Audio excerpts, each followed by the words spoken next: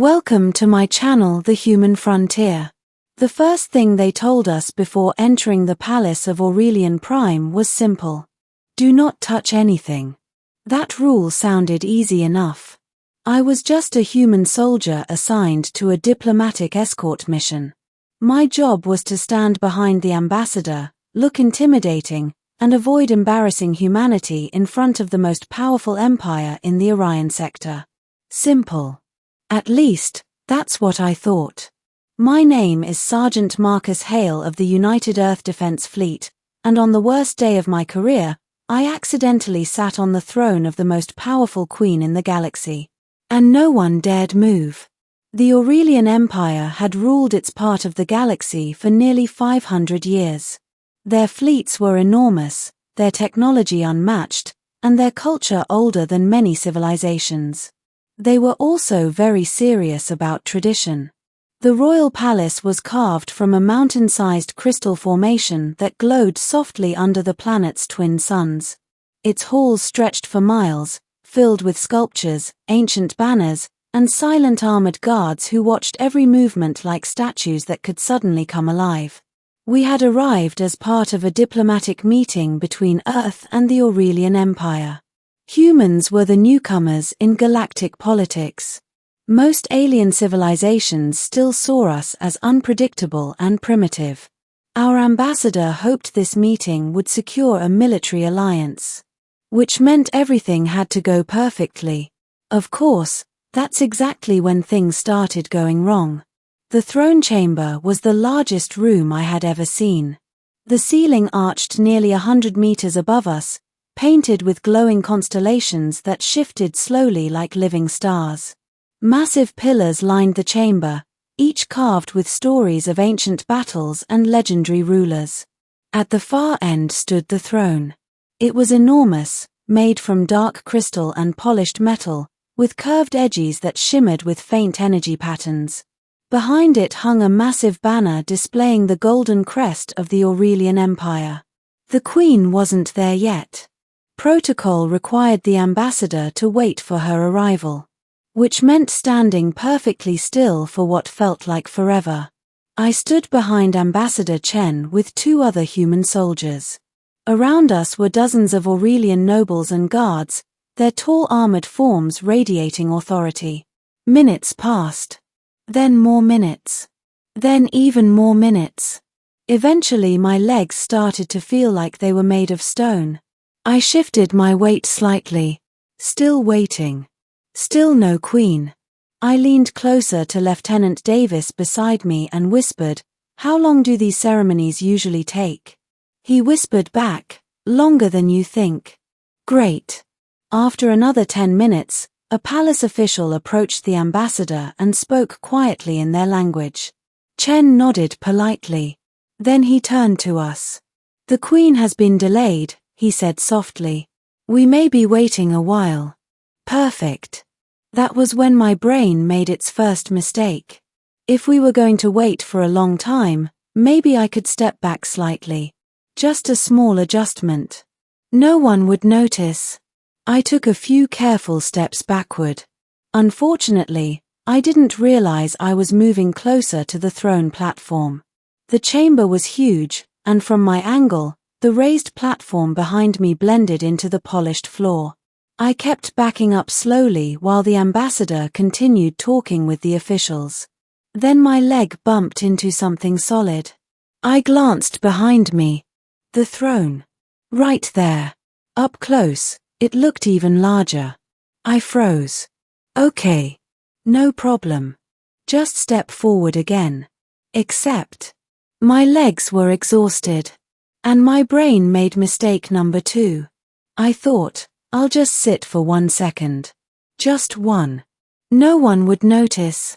I lowered myself carefully onto the edge of the throne. The crystal surface was surprisingly comfortable. Relief flooded my legs instantly. I sighed quietly. Then I looked up. And realized something was very wrong. Every single person in the throne room was staring at me. The nobles. The guards. The ambassador. Even the statues probably would have been staring if they could move. The entire chamber had gone completely silent. Lieutenant Davis looked like he had just witnessed the end of humanity. "Marcus," he whispered. "Yes," I replied nervously. "You're sitting on the throne." My brain stopped working for a moment. Slowly, very slowly, I looked down. Yep. Definitely the throne. Not a chair. Not a bench. The throne. Of the Queen of the Aurelian Empire. I stood up immediately. Or at least I tried to.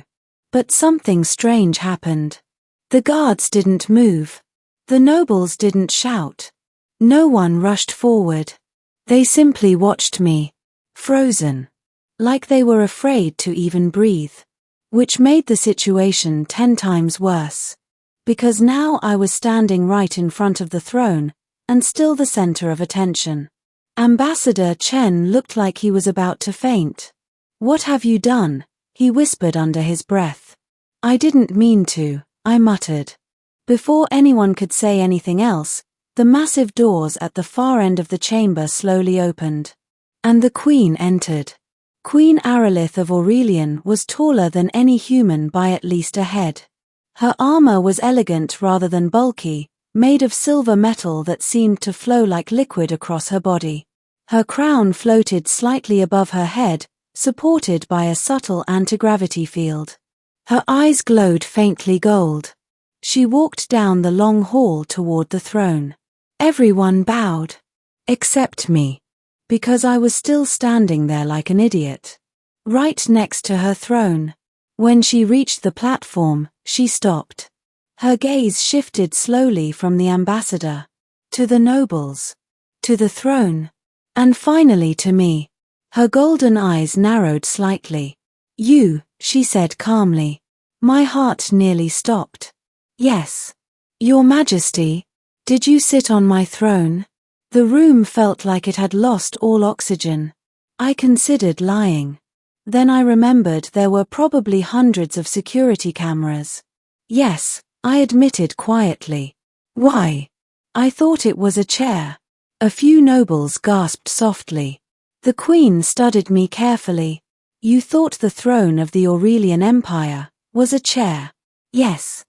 Silence stretched for several seconds. Then something unexpected happened. The Queen laughed. Not a polite laugh. A real laugh. The nobles looked shocked. Ambassador Chen looked confused. I looked terrified. The Queen stepped closer to the throne and examined it. "Interesting," she said thoughtfully. "Your Majesty," asked one of the nobles. She turned back toward me. "Human soldier. What is your name?" "Sergeant Marcus Hale." "Sergeant Hale," she said slowly, "do you know how many people have attempted to sit on this throne without permission?" "I'm guessing 0. "Correct." She rested one hand on the throne. "Over the centuries, assassins, rebels, and rival nobles have all tried to claim this seat." Her eyes locked onto mine. "They all failed." I swallowed. "But you," she continued. "You walked in, looked at it, and sat down because your legs were tired." "Yes, Your Majesty." Another pause. Then she nodded slightly. "Impressive." The entire chamber looked stunned. One of the nobles stepped forward nervously. "Your Majesty, the throne is sacred. It cannot simply." She raised a hand. The noble immediately fell silent. Queen Aralith turned toward me again. "Tell me, Sergeant Hale, did you feel anything unusual when you sat there?" I blinked. "Unusual?" "The throne is connected to the Empire's command network. Only rulers can activate it." "Oh." I thought back to the moment. Actually, now that you mention it, I did feel something. The Queen tilted her head slightly. "What?" "Like a brief pulse. Like electricity." The chamber exploded with whispers. The Queen's expression changed. "Interesting," she said again. She slowly sat down on the throne herself. Golden energy flickered briefly along its edges. Then she spoke.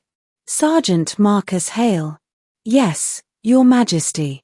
You may have accidentally performed the most successful throne challenge in Aurelian history. My brain struggled to process that. I'm sorry. She smiled faintly. 4 centuries, our nobles have claimed the throne chooses its ruler. She leaned forward slightly. And today, it reacted to a human soldier. The nobles looked horrified. The ambassador looked like he might collapse. And I just stood there wondering how sitting down had turned into a political disaster. Finally the Queen stood again. Do not worry, Sergeant Hale. I exhaled slightly. You are not about to become emperor. Good. But you have proven something interesting. What's that? She smiled slightly. Sometimes the universe chooses its moments through accidents. She turned toward the court. This meeting with humanity will continue. Then she glanced back at me one last time. And next time, Sergeant. Yes. Ask before sitting. The chamber erupted with relieved laughter. And just like that, the most embarrassing moment of my life somehow turned into the beginning of a galactic alliance. All because I accidentally sat down. On the Queen's throne. And somehow, no one dared move. Thank you for listening. Subscribe for more cinematic science fiction stories.